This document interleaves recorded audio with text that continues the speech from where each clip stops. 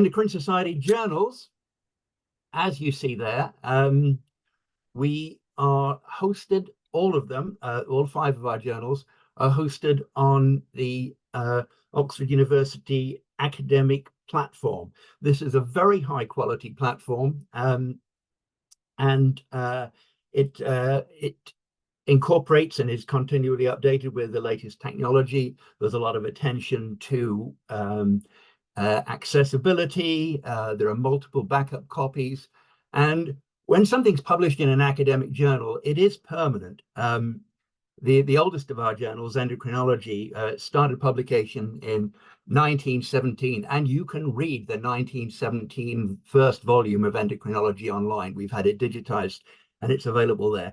So if I can wax poetic for a moment, the academic literature, the scientific literature, is our gift to posterity. It is the best we can do. We take a lot of trouble to get it right, and it's stored permanently. And Oxford's platform is the best.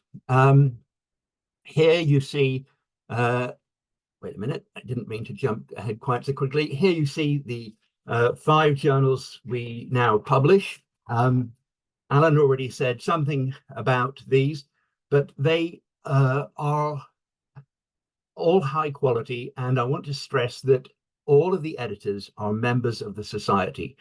And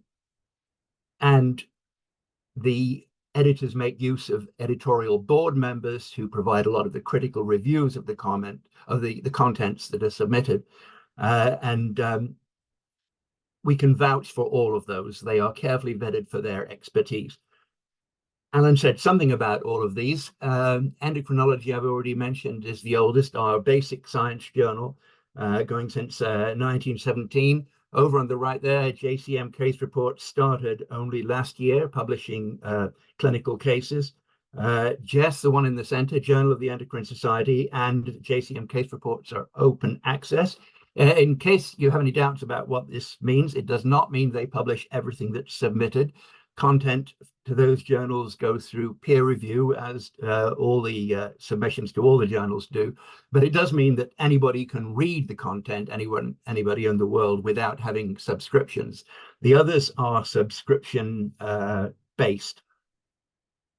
Endocrine reviews, longer authoritative review articles, JCM clinical research. And JCM is a very large journal, and I was just looking at some of the numbers recently. JCM is cited about 250 times every day. That gives you an indication of the importance of that journal in the whole field of endocrinology. Okay, we have some add-ons that we provide to improve the author experience. The Author Resource Center, you see mentioned there, top left, includes advice on how to get a shared a link for free access to articles that authors can distribute to their immediate colleagues. We give advice on search engine optimization so that their articles are picked up and read by the right people. We produce every month thematic issues on specific endocrine topics, for example, adrenal and neuroendocrinology. And these include articles that are recognized by the editors at the time of publication as being of exceptional interest and quality, or of attracted online interest. And so this is a curated collection with articles from all of the journals. And we've already mentioned Endocrine Feedback Loop, which is a monthly journal club where there's in-depth discussion of a recent publication. And here I mentioned the editorial boards, more than 370 scientists, medical professionals from around the world, and they are all vetted by the society, by those editors who are all society members who are experts. You see, we've got a decent portion of the globe covered, and I think it was since this map was made that we've added some in China, because we've got editorial board members in China as well now.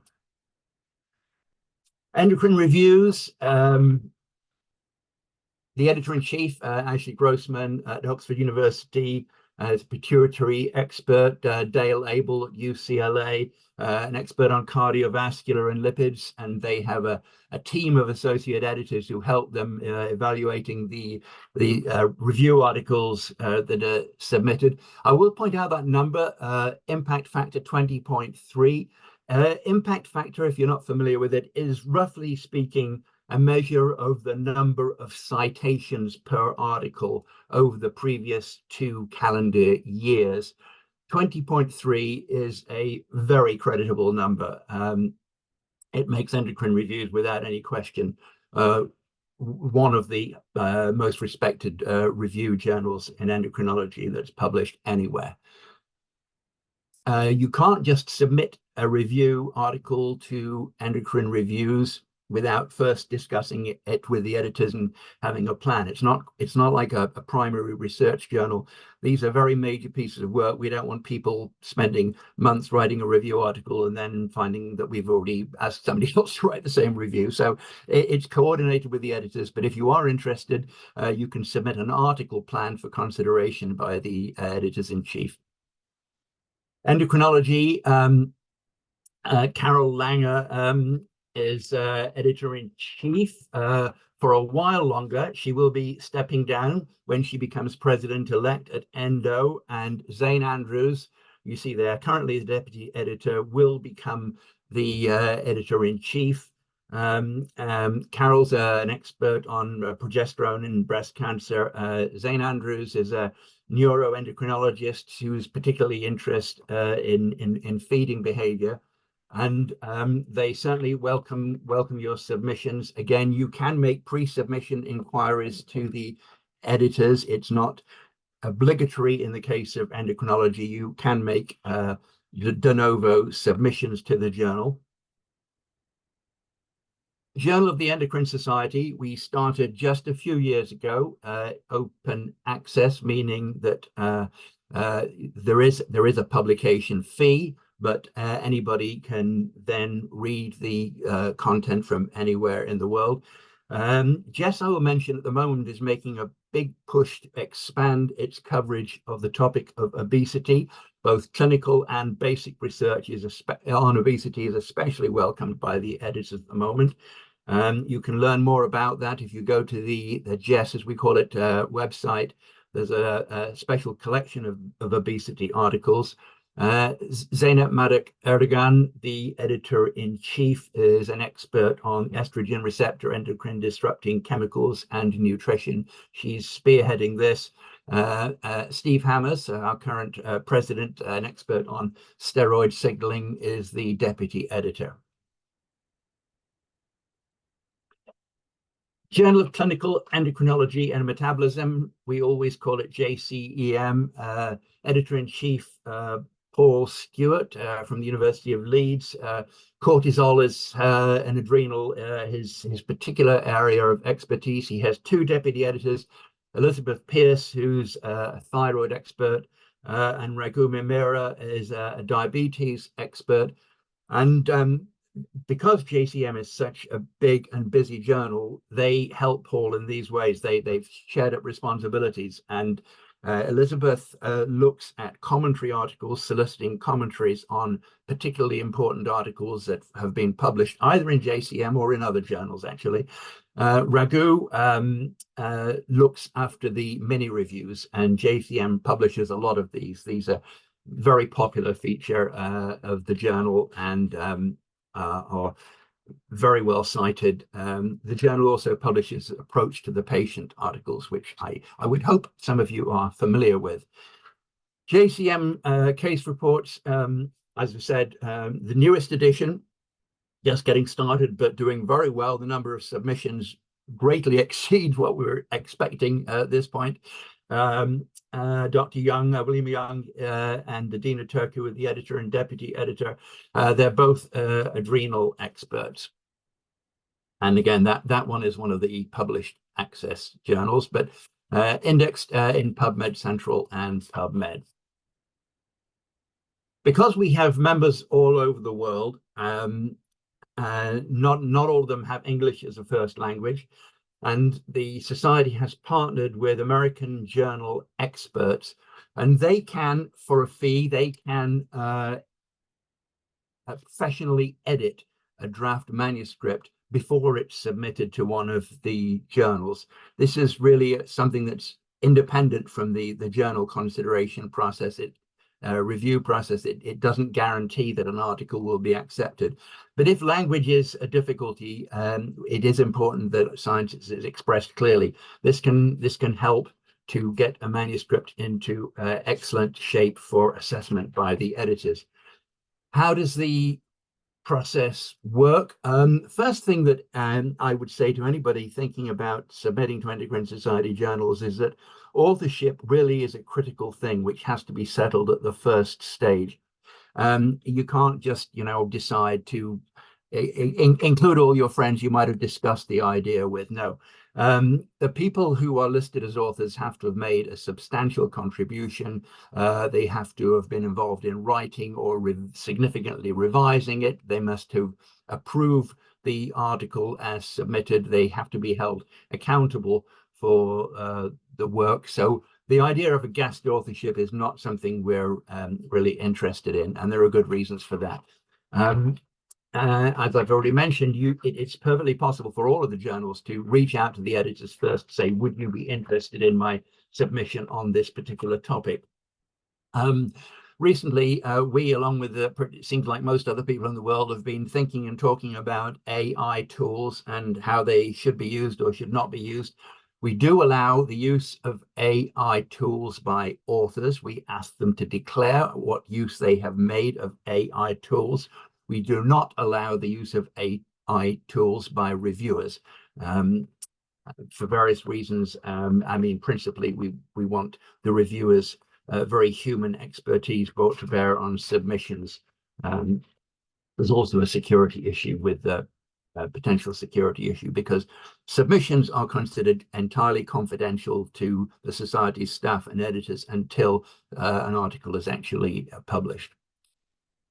There are charges associated with publication, but I want to point out that endocrinology has no charges at all for members of the Society.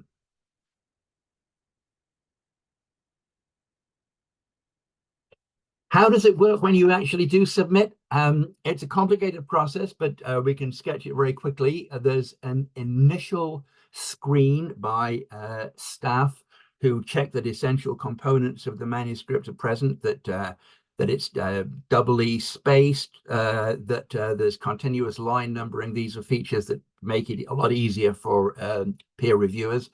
Then it goes to associate editors.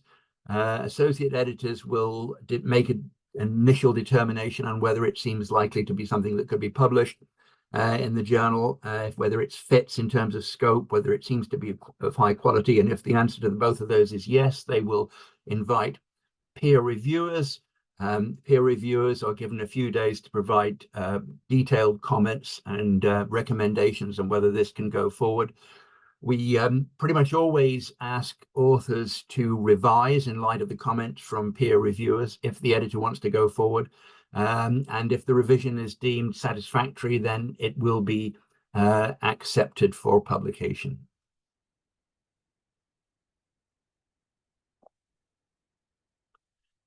After a decision is made on publication, authors can expect to hear rather quickly from Oxford University Press about publication of the accepted manuscript. They'll need to sign a license that gives the Society permission to publish the article, although the authors retain copyright.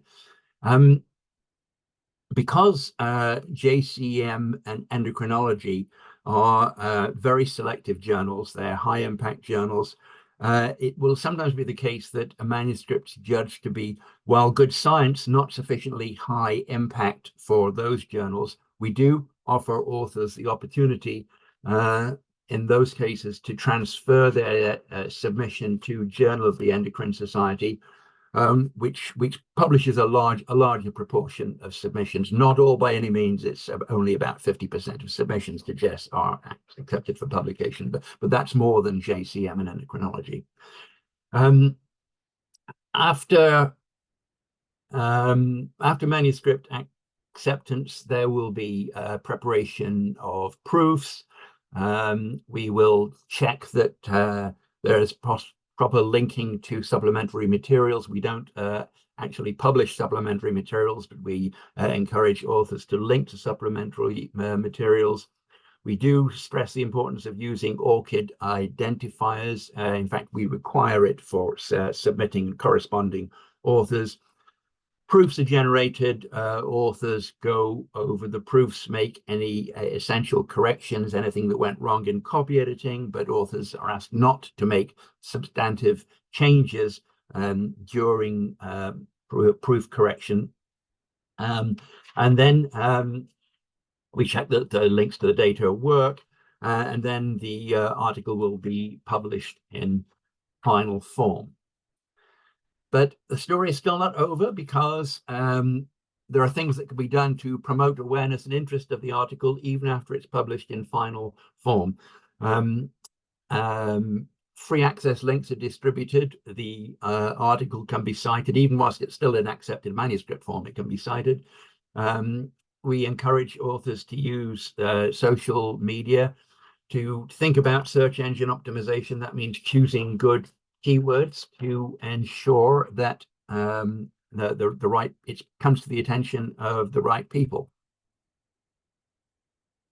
And if you followed all those steps, you should have an article that a lot of people know about, and that will be, as I said, our gift to posterity, and we'll be recording the best we know about endocrinology at the moment. And please let us know if you have questions about how to do that. I'll leave it at that.